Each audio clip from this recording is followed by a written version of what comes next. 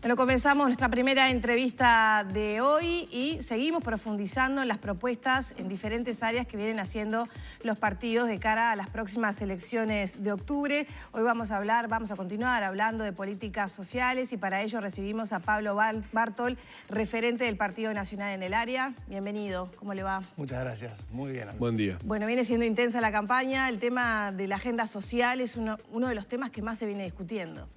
Sí, yo creo que hay una conciencia de que las políticas aplicadas hasta ahora llegaron hasta un punto de mejora de las personas que están en situación de pobreza y luego de eso no ha logrado avanzar. La gente lo ve en muchas manifestaciones, toda la gente en situación de calle, los asentamientos que crecieron en un periodo de bonanza económica, todo el tema de la inseguridad es algo que explota como un emergente, que la gente lo asocia mucho a esta situación de que hay una parte de la sociedad que se desgajó, que no comparte los mismos valores que la mayoría respecto al estudio, respecto al trabajo. Y entonces las políticas sociales aplicadas hasta ahora no han logrado injertar esa rama que se desgajó en el tronco de la sociedad. ¿Por qué falló? ¿Tienen un diagnóstico ustedes? ¿Por qué creen que ocurrió esa falla? Sí, se puso demasiada confianza en los temas monetarios, en el aspecto económico, y tal vez no hubo una comprensión acabada de cuál era el problema de las personas estas que se estaban desgajando. Y entonces se han ido el gobierno en muchos diagnósticos y no logra dar una solución. Para nosotros, donde estuvo la falla principal es en los programas de acompañamiento. Son programas que en otros países de América Latina se les dio la prioridad y se les puso mucho presupuesto, porque se entiende que las personas que se desenganchan de la sociedad, que el que se tira en una vereda a dormir y a decir, bueno, acá me tiro y no sé qué va a ser de mi vida y no me importa, es una persona que lo que necesita es que alguien lo acoja de nuevo, le dé un ánimo, lo revincule con su ambiente natural, con su familia, con sus vecinos, con sus amigos, conseguir a alguien que lo ayude, que le dé una mano. Y las reacciones que ha tenido el gobierno, esto de tratar de que profesionales, trabajadores sociales, psicólogos, asistentes sociales, vayan ahí a tratar de conectar con esa persona, da la impresión que no está dando resultado O sea, falló en territorio, dicen ustedes, según el diagnóstico. Yo creo que falló en territorio por un mal abordaje de la situación. En otros países se los vincula mucho más con gente de su contexto y no tanto que venga alguien de otro contexto con otros conocimientos. Yo creo que el error de percepción está en creer que a esta gente le falta información y lo que le falta es levantar el ánimo y volver a querer conectar con los demás. Es decir, que son personas que necesitan una cierta transformación, como nos pasa a todos cuando en algo nos desenganchamos. Nos desenganchamos de hacer ejercicio y se nos viene la obesidad encima y lo que necesitamos es información. No, ya sabemos cómo es y los regímenes que hay que salir a caminar y todo lo demás. Necesitamos una transformación de nuestra persona que nos impulse a querer eso que sabemos que nos va a hacer bien. Y para eso tiene que venir alguien muy cercano a nosotros, que nos quiera, que nos impulse y que nos sostenga en el tiempo. No es con horario. Situación de calle, los móviles. Esa figura, porque hay gente que no tiene esa figura, un familiar, un contexto de amigos, de gente... Mi experiencia, que ha sido en Casaballe durante 21 años, es que siempre hay alguien cerca que quiere dar una mano. Así que el Uruguay, si algo tiene, es una matriz solidaria fuertísima de la gente común y corriente. No se necesita que sea gente instruida ni nada por el estilo. La gente que en el barrio, el que hace técnico de fútbol en la canchita y que con estas noches de frío va y se para al lado de la línea y hace correr los niños y los dirige y todo lo demás, y se va el domingo y pone plata para la nafta de la moto para que todos vayan a jugar. Es decir, toda gente solidaria que lo hace de corazón porque tiene una pasión por eso. También hay mucha gente que de corazón ayuda a otros. Y yo lo veo en los barrios, que gurises que a veces quedan un poco a la deriva, una familia pelea, lío, griterío, y un vecino va y se agarra a uno de los gurises y hoy de noche dormís en casa. Y eso lo he visto mucho y eso es lo que tenemos que fomentar.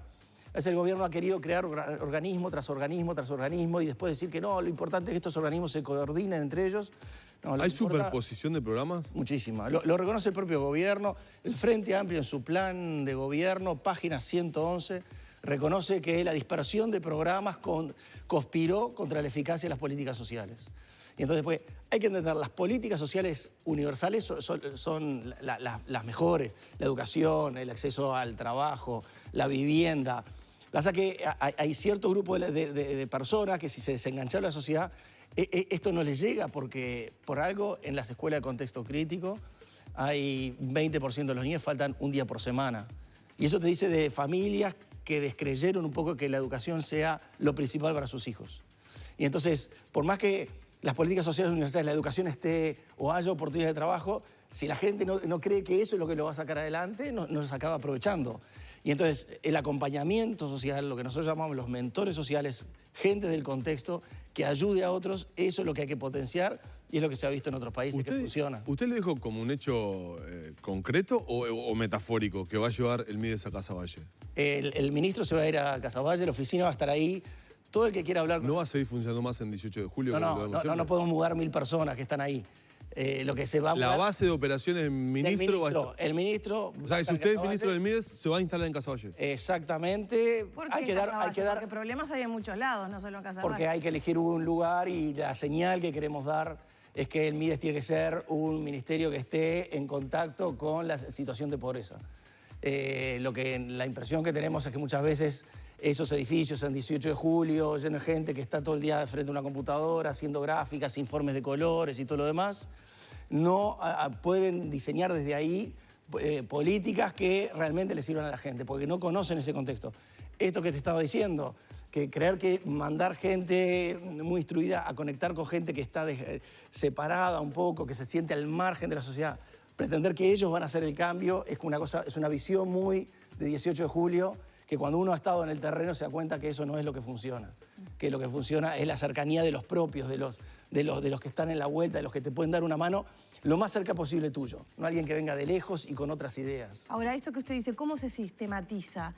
Porque veo que es como una política social basada en el voluntarismo de No. De los ciudadanos. En varios países son programas de acompañamiento muy sistematizados, con la sintonía fina después, cada país la va variando, pero son muchos mentores que se designan, que tienen un entrenamiento, que tienen unas metas a cumplir. En Colombia, por ejemplo, tienen 45 indicadores a seguir, divididos en 9 áreas: salud, empleabilidad, habitabilidad de la vivienda. Y así en 9 áreas, 45 indicadores se va haciendo el seguimiento. Hay un cuaderno de familia, en donde la familia va anotando sus progresos, y eso es algo muy estudiado, que cuando uno empieza a registrar lo bueno, se va entusiasmando con que estoy saliendo. Lo malo es cuando la gente tira la toalla y dice, no, yo de esta ya no salgo. Y ahí ese arranque es el importante, el que quiera, y cuando uno empieza a registrar, uno empieza a darse cuenta que uno tiene muchas cosas buenas, que uno tiene mucho para salir adelante. Nosotros en nuestro programa decimos, no hay nadie que sea tan necesitado que no tenga algo para dar a otro. Es decir, y lo que le vamos a pedir es que den. Y esto lo hemos visto también en muchas otras instituciones, y el otro día estuve en la cárcel de Punta Rieles, la vieja, no esta nueva 2000 lugares que nadie quiere ir, sino la vieja, la de siempre, dirigida por una persona maravillosa como Luis Parodi. Y cuando llega uno derivado por la justicia para este centro penitenciario, me contaba, lo primero que le pregunta es, ¿y vos qué tenés para poner acá? ¿Qué vas a aportar? ¿Qué tenés en tu casa? ¿Una pala, una carretilla? ¿Cómo traerlo? Acá hay que venir a poner. ¿Por qué? Porque acá hay que trabajar, hay 28 emprendimientos productivos dentro del recinto carcelario, entonces vas a venir a trabajar, y lo primero que hace es pedirle algo, no decirle ni de pobrecito ni de nada, no, tú venís acá a dar. Y esa manera de tratar a las personas que están en un problema, yo creo que es la más adecuada, y es donde ahí tal vez las políticas del Frente Amplio pecaron mucho de asistencialismo, de pobrecito, de tratar a la persona como una víctima, a la que hay que estar todo el tiempo sobreprotegiendo, cuando esa persona tiene resortes interiores muy buenos para salir adelante. ¿Qué va a pasar con los actuales trabajadores sociales del Mides, que muchos están trabajando a través de contratos con ONGs y que tal vez puedan tener resistencia a un cambio en el modelo de abordaje de la problemática social? ¿Los van a mantener? ¿Piensan mantener esos contratos? ¿Los piensan revisar? Lo que nosotros pensamos es reorientarlos a aquellos que pensamos que es donde rinden más, donde la función de trabajador social y experto en esto sirve más, que es en otro modelo que nosotros tenemos en el programa, que son las mesas territoriales. El 30% de los asentamientos en Uruguay tienen una mesa territorial, es decir, los vecinos se reúnen y tratan de en conjunto resolver sus problemas. El 30%, queda un 70% de los asentamientos que hay que crear esas mesas territoriales y ayudarlos a coordinarse entre ellos. El trabajar en equipo, trabajar en conjunto como vecinos es algo difícil, no es fácil. Cualquiera incluso que viva en un edificio sabe lo que es la comisión de vecinos, ¿no? La asamblea de vecinos es un lío, coordinar a todo el mundo, hay uno que hace el vivo, otro que llama la atención, otro que pide una cosa que solo a él le interesa y a los demás no.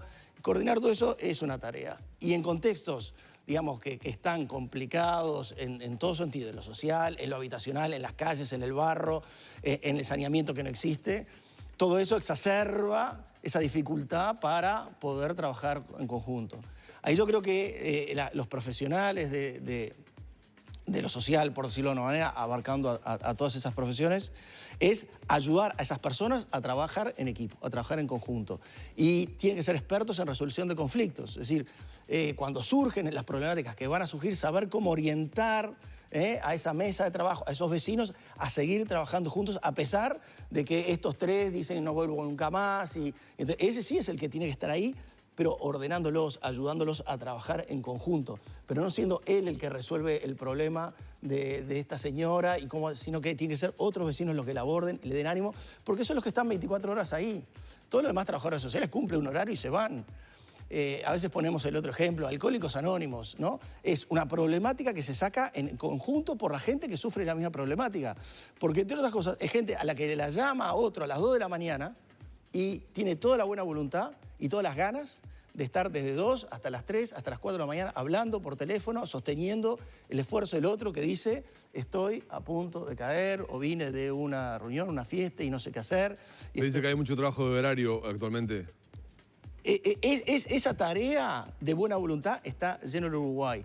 No podemos esa tarea quererla sustituir con un profesional que cumple un horario, que te atienda a tal hora y tal hora no me llames porque no corresponde, sino que hay que potenciar a todos los que están trabajando en el territorio. Viven, conviven y tienen la capacidad, porque les fue un poco mejor, porque en ese aspecto que el otro tiene una dificultad, están mejor, y en eso te puedo ayudar mucho más. Y esas son las fuerzas que tiene la sociedad, enormes, que hay que utilizar. No se puede pretender todo pagado, todo rentado, todo desde arriba, de gente conectada que llega a los lugares en un horario, un rato, después se va y los problemas siguen ahí. Hay que potenciar a la gente que está en el barrio, que está ahí. Y eso con mentores, entonces. Exactamente. Eso es con este sistema de mentores sociales y con las mesas de trabajo para que trabajen en equipo también, que esto es algo muy importante. Pero ahí es donde la diferencia nuestra, el Frente Amplio en su programa, lo que dice es la fragmentación de programas, lo que nos ha faltado es coordinación. La propuesta que tiene, página 112, es coordinemos mejor estos 8 organismos que hemos creado para lo mismo, pero creamos 8. Bueno, el problema es que no están coordinados, coordinémoslo mejor. No, lo que hay que hacer es la gente, atender a la gente y que ellos se apoyen unos a otros y simplificar todos esos 8 organismos y generar un responsable. Cuando hay muchos responsables, no hay ningún responsable. ¿Podrían desaparecer actuales instituciones o organismos que están creados o que fueron creados? Programas, hay más de 60 programas en el MIDES. Se van a revisar. Por supuesto que hay que jerarquizarlos mucho más. Los principales que serían eliminados. Yo prefiero hablar de los principales que vamos a potenciar. Uruguay Trabaja es un programa muy bueno que tiene el MIDES, que se basa en aquellas personas que hace más de 2 años que no tienen un trabajo formal, le dan trabajo durante 1 año aproximadamente, son 6 horas de trabajo.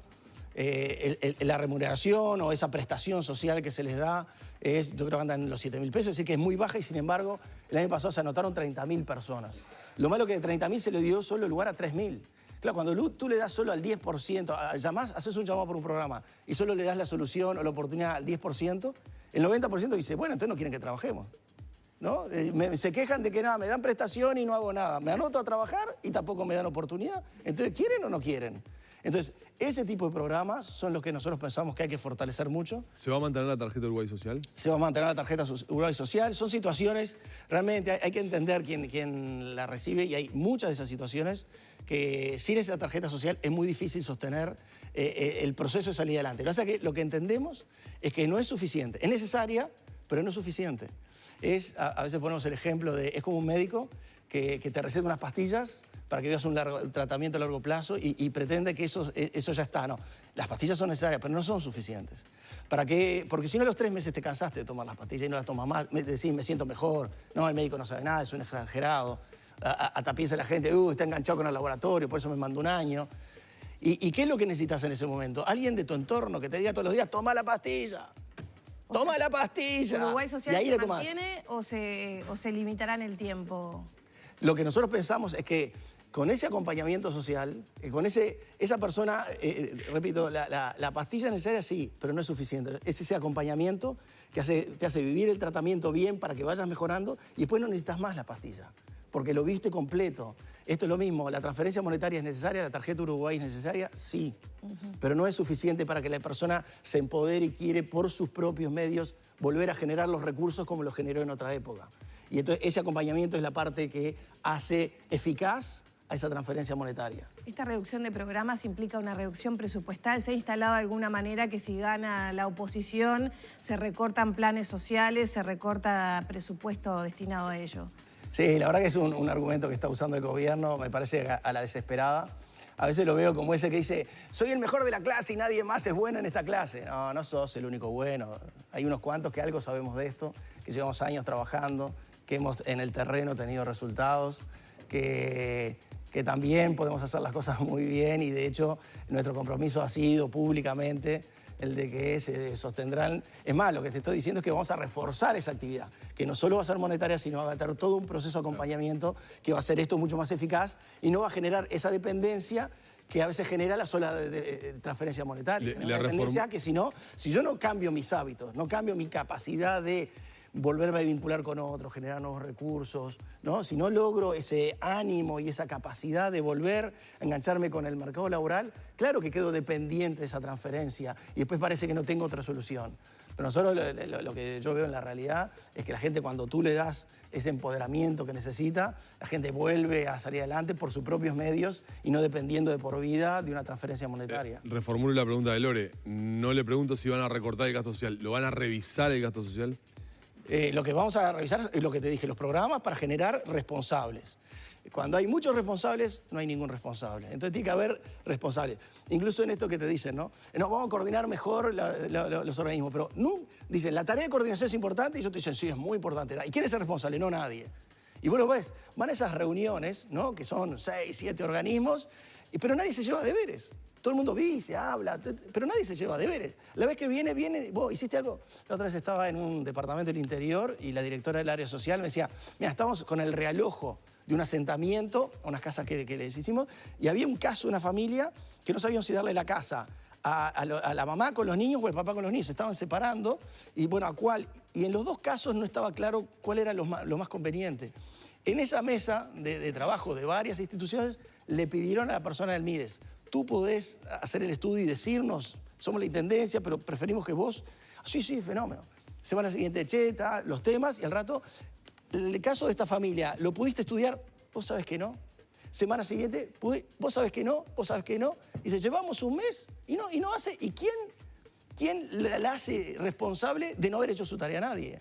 Entonces, eso de coordinar, todo en base a buena voluntad de instituciones, que si no coordinan no pasa nada, porque como no hay ningún responsable de que se coordinen, entonces nadie se siente que hizo algo malo o que dejó de cumplir su tarea. Se conocieron datos actualizados sobre asentamientos, más de 600, que han crecido el número, evidentemente, en el registro y en la evaluación. ¿Qué van a hacer?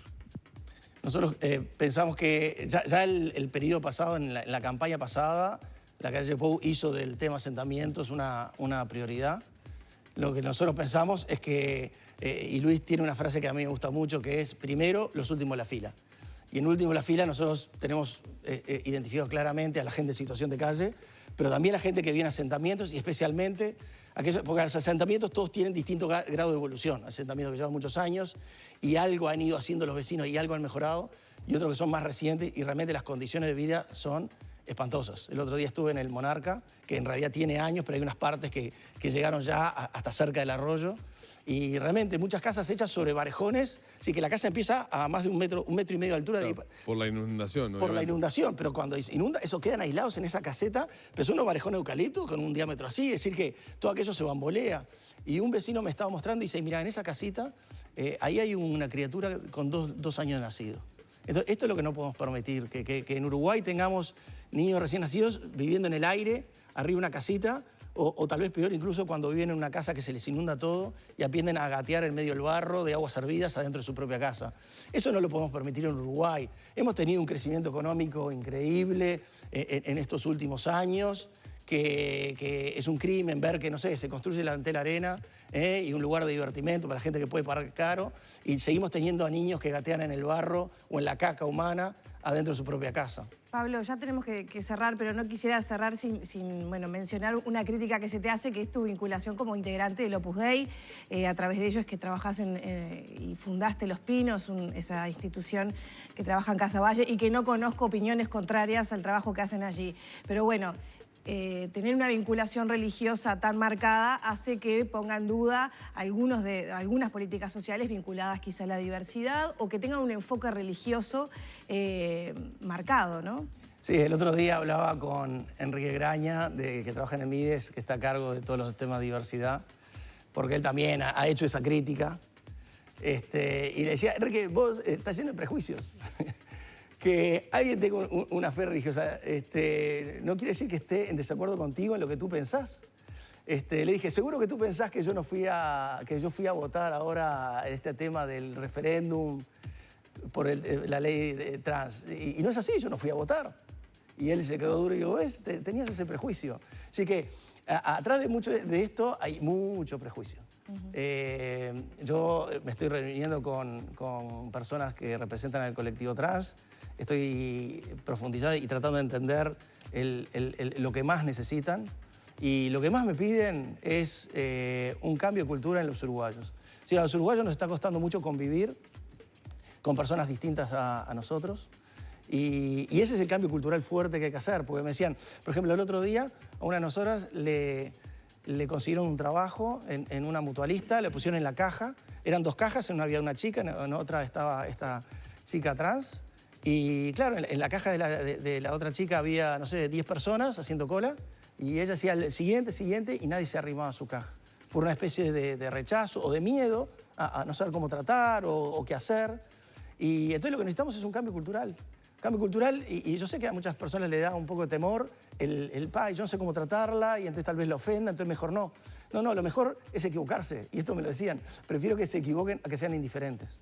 Prefiero a que vengan y me digan algo y yo las puedo corregir, o decirle cómo me gustaría que me traten, o cómo me digan eso que me está diciendo, a que no me digan nada, a que me eviten, o que todos quieran hacer la cola en la caja al lado porque no quieren que ni siquiera les toque la tarjeta de débito, ¿no? Entonces lo que necesitamos es un gran cambio cultural, que es en lo que nosotros estamos enfocados. También estamos teniendo reuniones con ONGs que se dedican al tema de explotación sexual. Esta semana tenemos también agendada ya una reunión con una referente de este movimiento. Y lo que nosotros tratamos es de... Y también, si vos decías la fe lo que te hace es querer a todos por igual. Y no importa quién sos, ni dónde venís, ni qué opciones hiciste en tu vida. La fe lo que te mueve es a abrir los brazos y a quererlos, y quererlos profundamente. Y nunca rechazar a nadie. Esto es lo que toda la vida aprendí en mi casa, y también lo que me ha enseñado mi fe. Y yo creo que así como cada uno tiene sus propios motores interiores, en mi caso sí ha sido la fe. Y yo le agradezco mucho a Dios que me haya dado esa fe para poder haber abierto los brazos y haber trabajado en Casaballe 21 años sin haberme cansado nunca. Y también imaginarás que en contextos arduos hay mucha gente que se cansa y dura un tiempito. Y yo estuve 21 años, ¿no? Entonces, y eso fue el sostén de una cosa interior que te dice tenés que seguir queriendo a todos como a nadie. Muchas Muy gracias. bien. Gracias, Pablo, Placer, por habernos Danilo, acompañado esta mañana. Lorena, Gracias. un placer. Muy bien, cerramos por acá la entrevista con Pablo Bartol.